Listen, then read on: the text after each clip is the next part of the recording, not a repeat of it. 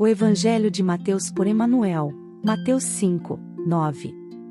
Bem-aventurados os pacificadores, porque eles serão chamados filhos de Deus. Pacifica sempre. Por muitas sejam as dores que te aflijam a alma, asserena-te na oração e pacifica os quadros da própria luta. Se alguém te fere, pacifica desculpando. Se alguém te calúnia, pacifica servindo. Se alguém te menospreza, pacifica entendendo. Se alguém te irrita, pacifica silenciando. O perdão e o trabalho, a compreensão e a humildade são as vozes inarticuladas de tua própria defesa. Golpes e golpes são feridas e mais feridas. Violência com violência somam loucura. Não ergas o braço para bater, nem abras o verbo para humilhar. Diante de toda perturbação, cala e espera, ajudando sempre. O tempo sazona o fruto verde, altera a feição do charco, amolece o rochedo e cobre o ramo fanado de novas flores. Censura é clima de fel. Azedume é princípio de maldição. Onde estiveres, pacifica. Seja qual for a ofensa, pacifica. E perceberás, por fim, que a paz do mundo é dom de Deus, começando de ti.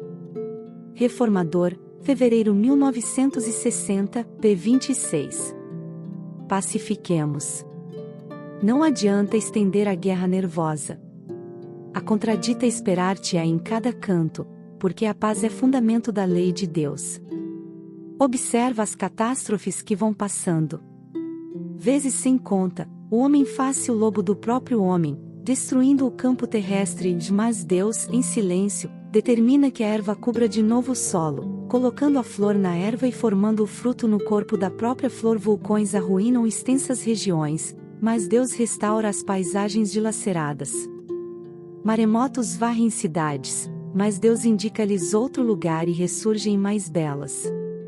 Terremotos trazem calamidades, aqui e ali, mas Deus reajusta a fisionomia do globo.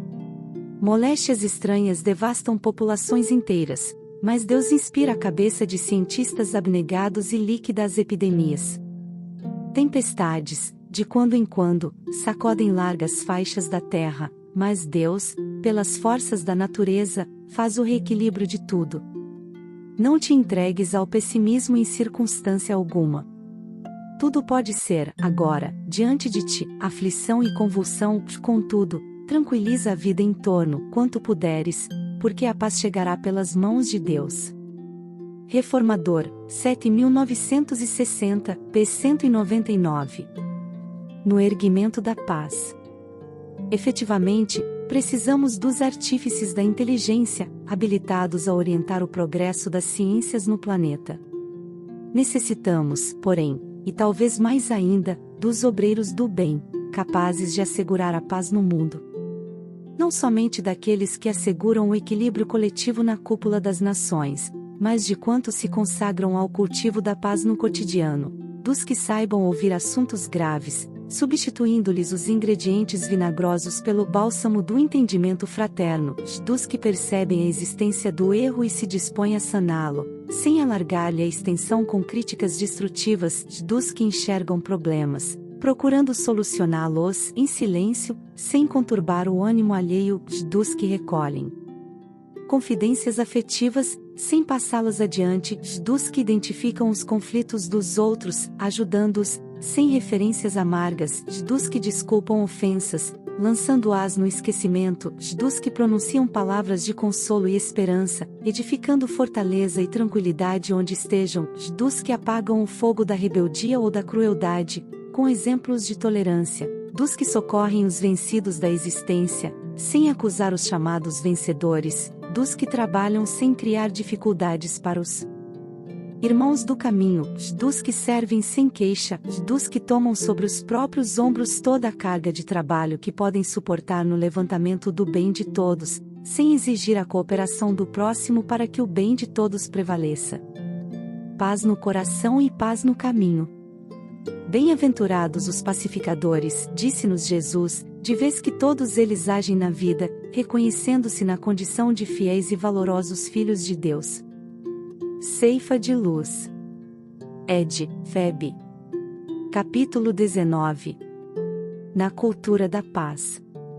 Na cultura da paz, saibamos sempre respeitar as opiniões alheias como desejamos seja mantido o respeito dos outros para com as nossas, de colocar-nos na posição dos companheiros em dificuldades, a fim de que lhes saibamos ser úteis, de calar referências impróprias ou destrutivas, de reconhecer que as nossas dores e provações não são diferentes daquelas que visitam o coração do próximo, consagrar-nos ao cumprimento das próprias obrigações, fazer de cada ocasião a melhor oportunidade de cooperar. Benefício dos semelhantes, de melhorar-nos, através do trabalho e do estudo, seja onde for, cultivar o prazer de servir, semear o amor, por toda parte, entre amigos e inimigos, de jamais duvidar da vitória do bem. Buscando a consideração de pacificadores, guardemos a certeza de que a paz verdadeira não surge, espontânea, de vez que é e será sempre fruto do esforço de cada um. Ceifa de luz. Ed. Feb. Capítulo 54. Pacificação. Escutaste interrogações condenatórias em torno do amigo ausente. Informaste algo com discrição e bondade, salientando a parte boa que o distingue, e, sem colocar o assunto no prato da intriga, edificaste em silêncio a harmonia possível. Surpreendeste pequeninos deveres a cumprir, na esfera de obrigações que te não competem. Sem qualquer impulso de reprimenda, atendeste a semelhantes tarefas, por ti mesmo, na certeza de que temos distrações lamentáveis. Anotaste a falta do companheiro. Esqueceste toda a preocupação de censura, diligenciando substituí-lo em serviço, sem alardear superioridade. Assinalaste o erro do vizinho. Foges de divulgar-lhe a infelicidade e dispões-te a auxiliá-lo no momento preciso, sem exibição de virtude. Recebeste queixas amargas a te ferirem injustamente. Sabes ouvi-las com paciência, abstendo-te de impelir os irmãos do caminho às teias da sombra, trabalhando sinceramente por desfazê-las. Caluniaram-te abertamente, incendiando-te a vida. Tolera serenamente todos os golpes sem animosidade ou revide, respondendo com mais ampla abnegação, no exercício das boas obras, dissipas a conceituação infeliz dos teus detratores. Descobriste a existência de companheiros iludidos ou obsidiados que se fazem motivos de perturbação ou de escândalo, no plantio do bem ou na seara da luz. De certo, não lhes aplaudes em consciência, mas não lhes agravas o desequilíbrio, através do sarcasmo, e oras por eles, amparando-lhes o reajuste, pelo pensamento renovador. Se assim procedes, classificas-te, em verdade, entre os pacificadores abençoados pelo Divino Mestre, compreendendo, afinal, que a criatura humana, isoladamente, não consegue garantir a paz no mundo, no entanto, cada um de nós pode e deve manter a paz dentro de si. Livro da Esperança. Ed. Comunhão Espírita Cristã. Capítulo 21. Caridade da Paz. Um tipo de beneficência ao alcance de todos e que não se deve esquecer, ocultar os próprios aborrecimentos, a fim de auxiliar. É provável hajas iniciado o dia, sob a intromissão de contratempos que te espancaram a alma.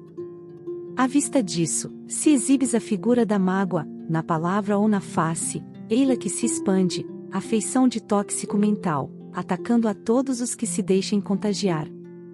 E qual acontece, quando a poeira grossa te invade o reduto doméstico, obrigando-te à recuperação e limpeza, após te desequilibrares em aspereza e irritação, reconheces-te no dever de reparar os danos havidos, despendendo força e diligência em solicitar desculpas e refazer os próprios brios, aqui e ali, como quem se empenha a suprimir os remanescentes de laboriosa faxina. Se te alteias, no entanto, acima de desgostos e inquietações, mantendo tranquilidade e bom ânimo, para logo a tua mensagem de otimismo e renovação prossegue adiante, de modo a espalhar bênçãos e criar energias, angariando-te simpatia e cooperação.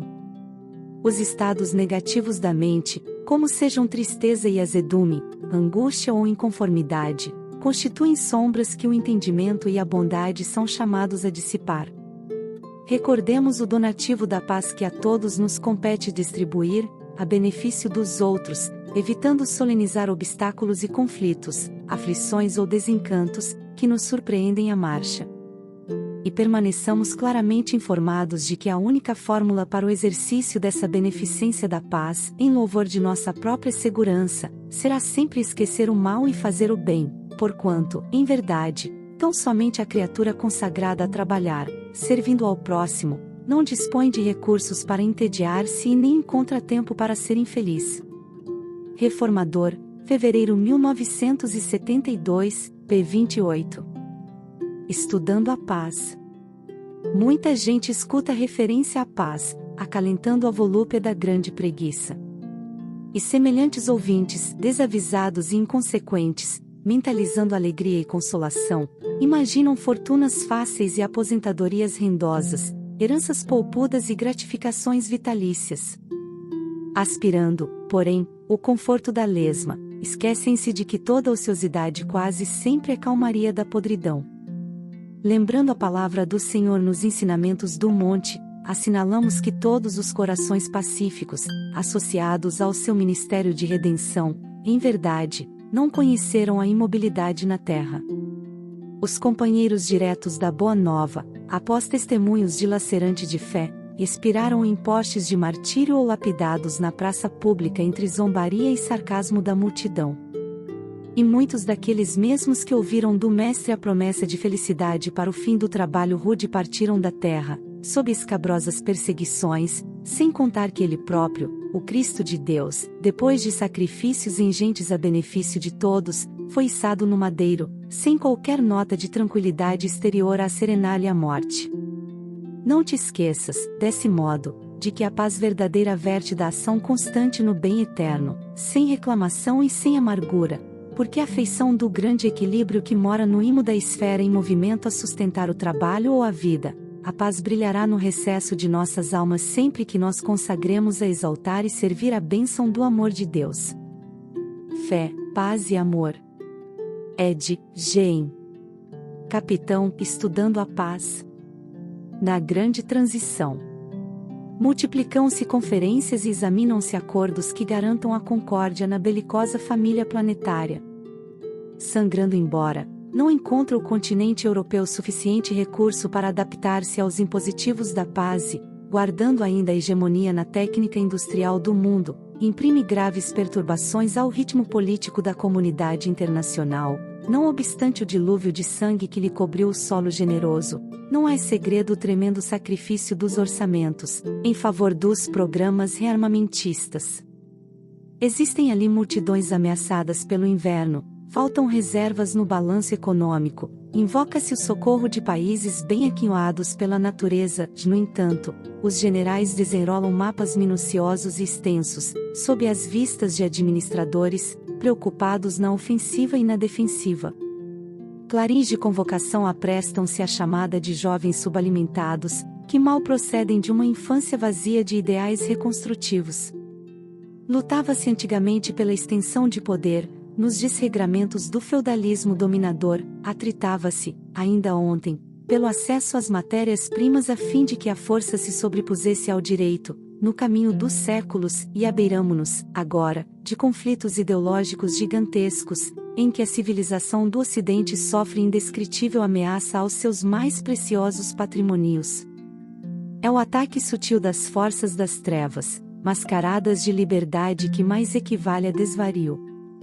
Embalde se alinham propostas de desarmamento, porquanto, segundo já enunciou o eminente pensador, não foram as armas que criaram os homens e, sim, os homens que criaram as armas.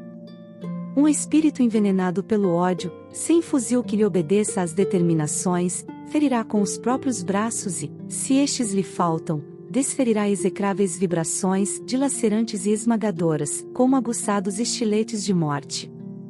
Infrutíferas todas as medidas restauradoras do mundo que não atinjam a personalidade humana, necessitada de dignificação. A sociedade, constituída pelo organismo doméstico, pelo agrupamento, pelo partido ou pela nacionalidade, representa uma coleção de indivíduos e, Por isso mesmo, sem a melhoria do homem, regendo os processos de trabalho, na intimidade do lar e do povo, é inútil a sistematização de reformas exteriores, impostas por revoluções e guerras destrutivas. Advoga-se a igualdade das oportunidades, como fórmula ideal de socialismo cristão para as democracias, entretanto, partindo a premissa de pensadores evangélicos, urge compreender que essa igualdade de recursos já foi estabelecida pelo governo divino do planeta. Admitido a experiência terrestre, o homem é bafejado por 1000 ensejos diferentes de aprender, evolver, iluminar-se e engrandecer-se. Tão grande talento é dor que aprimora quanto o dinheiro que favorece. E a criatura que se revolta no sofrimento edificante, convertendo bênçãos em crimes, é tão perniciosa a obra do Senhor como aquela que se vale das facilidades econômicas para estender o domínio das trevas. Eis porque o problema da harmonia espiritual nunca será resolvido por ordenações exteriores. O homem cristianizado é a coluna viva da democracia futura em que o reinado da ordem, na estrutura do Estado, não colidirá com o reino de Deus em construção na individualidade humana. Não bastam leis benignas. Requisitam-se caracteres elevados que as respeitem e cumpram. Não valem somente princípios enobrecedores. São necessários corações valorosos que aceitem as condições imprescindíveis à santificação. A simples denúncia da guerra não atende. É imperioso suprimi-la da esfera de nós mesmos, ambientando o amor e a paz na própria vida.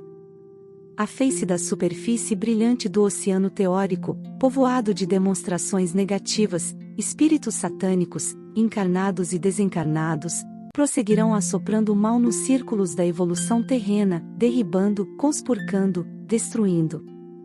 Enquanto não se capacitar o homem da grandeza da herança que o universo lhe reserva à condição de filho de Deus, é impossível a sublimação da humanidade. Tanto se guerreava no tempo de Sargão e, no apogeu da foice, quanto se luta presentemente no fastígio da eletricidade. No fundo, é a rebeldia da personalidade ajustada à indiferença pelos próprios destinos, quando não vinculada ao narcótico do vício, erigido em condutor do homem e das massas. A sabedoria do Eterno, porém, transforma os males da criatura em amarga medicação para elas mesmas. De experiência em experiência, a Europa, crucificada na defecção dos próprios filhos, que conferiram um trono externo ao Cristo, imaginando-o cercado de representações políticas, mas exilado dos corações em que deveria viver e reinar, acerca-se, hoje, de cataclismas inomináveis. Das angústias coletivas, entretanto, surgirão claridades renovadoras. Exorando as bênçãos do Altíssimo para que nossos males sejam atenuados com a remoção das nuvens que se adensam sobre os povos mais poderosos da terra, suplicamos a Jesus fortaleça a gloriosa esperança do novo mundo. Grande América, herdeira da Europa, dadivosa e flagelada, não permitas que a chuva de sangue e lágrimas desabe em vão sobre as tuas sementeiras de cristianismo. Recebe as responsabilidades da civilização, de alma voltada para aquele que é o fundamento dos séculos. Consagra o direito, aceitando o dever do bem, cristianiza os teus programas de governo a fim de que o sofrimento e a expiação não te imponham renovações dolorosas. Se a força tiraniza o serviço libertador do Evangelho ou escarnece da razão para perverter a inteligência, não vejas em semelhante perturbação senão o eclipse efêmero da sombra humana procurando debalde toldar a luz divina. E quando as nuvens de aflição houverem passado, quando as tormentas lavarem os céus, possas tu ouvir nos recessos do Espírito a divina palavra: bem-aventurados os pacificadores, porque serão chamados filhos de Deus. Ser-te-á possível então responder, de consciência erguida para o alto: bendito seja o Príncipe das Nações. Reformador, janeiro 1948, p. 3.